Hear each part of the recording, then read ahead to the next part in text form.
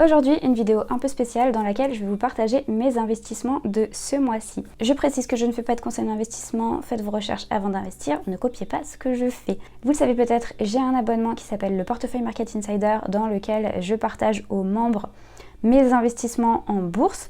Donc là, dans cette vidéo, par respect pour les membres du portefeuille, je ne vais pas donner le nom des actions, enfin de l'action sur laquelle j'ai investi ce mois-ci. Pour ce qui est de la bourse, donc je disais, j'ai investi dans une seule action ce mois-ci. C'est une action du secteur luxe, une action européenne. C'est une action sur laquelle j'aurais aimé investir plus tôt. J'ai fait une erreur, c'est que cette action, je l'ai repérée en août. J'ai pas investi tout de suite, j'avais envie d'investir, mais j'estimais ne pas avoir assez fait de recherche sur l'action. J'ai procrastiné sur mes recherches et en août, je l'ai vu progressivement grimper de 20%. Résultat, j'ai commencé à entrer sur cette action quasiment au plus haut. J'ai décidé d'entrer petit à petit et de ne pas construire ma position d'un seul coup. Et s'il y a une correction, ce sera une bonne nouvelle pour moi. Donc côté bourse, pas grand chose de plus à dire. J'essaye de faire de moins en moins d'opérations. J'essaye d'avoir une approche de plus en plus simple sur mes investissements. Et je mixe les approches entre certaines actions que j'achète pour du très long terme, pour plusieurs années. Là, c'est le cas de cette action secteur luxe. Et des actions que j'achète en général en suivant des insider trades. C'est assez rare. Cette année, ça m'est arrivé 3 fois pour l'instant. Et là où j'ai un horizon d'investissement de quelques mois. En parlant d'insider trades, j'ai lu cet article ce matin sur des TikTokers qui tradent des actions en copiant ce que les membres du Congrès américain font. Moi, ce que je suis, c'est les insider trades de dirigeants ou de gros actionnaires. Mais aux États-Unis, les membres du Congrès doivent également dévoiler les trades qu'ils font sur le marché boursier. On nous parle notamment de Nancy Pelosi, enfin en tout cas, c'est le mari de Nancy Pelosi qui apparemment est un très bon stock picker, en tout cas l'année dernière était un très bon stock picker. On passe à autre chose que la bourse. Ce mois-ci, j'ai décidé de tester une plateforme de crowdfunding que j'ai découvert il y a un certain temps, plusieurs années déjà. Une plateforme qui s'appelle donc La Première Brique, qui permet d'investir dans l'immobilier à partir de 1 €. Il y a beaucoup de projets qui sont sortis ce mois-ci.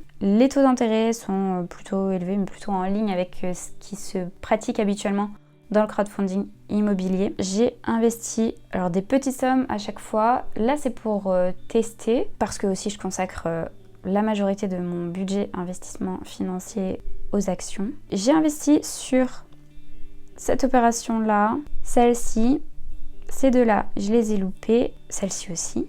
Je l'ai loupée. Et j'ai investi hier sur celle-là. Et demain, je pense que j'investirai aussi sur celle-ci. Là, mon approche, elle est pas aussi qualitative, on va dire, que ce que je fais quand j'investis en bourse, puisque j'ai pas les moyens d'ailleurs d'analyser de façon approfondie les opérations. Les projets de La Première Brique, ils sont présentés, je trouve, de façon assez sommaire. En tout cas, c'est mon opinion à moi, et je pense que j'ai un biais parce que à la base, ma classe d'actifs de prédilection, en tout cas ce sur quoi je travaillais dans mon ancienne vie professionnelle, c'est l'immobilier. Donc forcément je suis assez exigeante sur les informations que j'aimerais avoir dans le cadre d'un projet immobilier. Mais sur des opérations comme ça, je me repose un peu sur des probabilités. En me disant que le taux de défaut de certaines plateformes est très faible.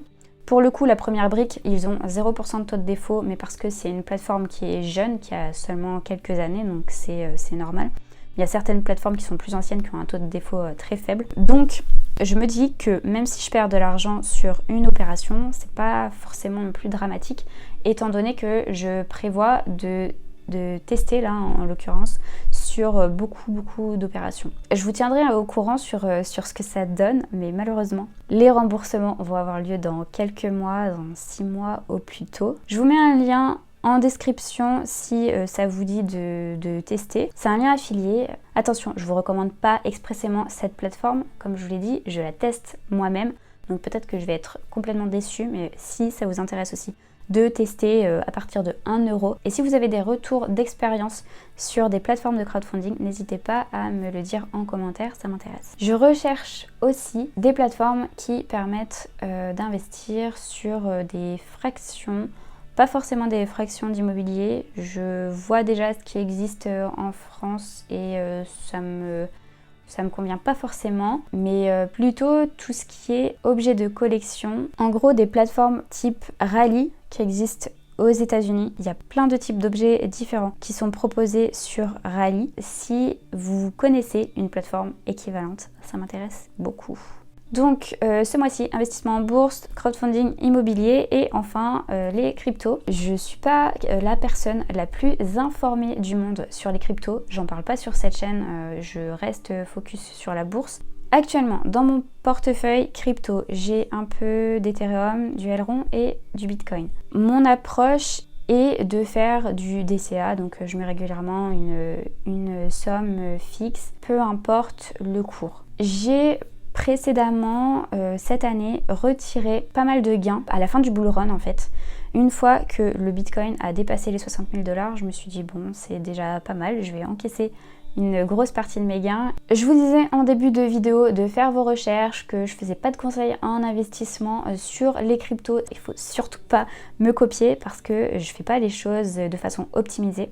C'est-à-dire que j'investis avec Coinbase principalement et pour ce qui est de Elrond, qui n'est pas disponible sur Coinbase, j'avais investi avec Crypto.com. Ce sont deux plateformes qui ne sont pas du tout idéales pour les frais. Elles s'adressent aux débutants, aux personnes qui recherchent la simplicité et du coup les frais sont élevés. Mais c'est une simplicité qui me va bien. J'ai pas forcément envie d'optimiser, de passer beaucoup de temps là-dessus, donc voilà. Deuxième chose que je fais très mal, c'est pas du tout bien, c'est que j'utilise pas de wallet sécurisé. Je laisse mes cryptos sur Coinbase, donc ce qui est pas idéal niveau sécurité. Et enfin, je termine par dire que la part de crypto dans mes investissements était montée assez haut au moment du bull run en début d'année, presque 20% de mon portefeuille financier. Et aujourd'hui, on est plus entre 5 et 10% de mon portefeuille financier. Voilà. Et je compte pas aller bien plus haut, sauf bull run que je maîtriserai pas. Voilà ce que je pouvais dire sur mes investissements de ce mois-ci. Donc là, pour le mois prochain, j'aimerais analyser pas mal d'actions nouvelles ou d'actions sur lesquelles j'ai pas encore eu le temps de me pencher.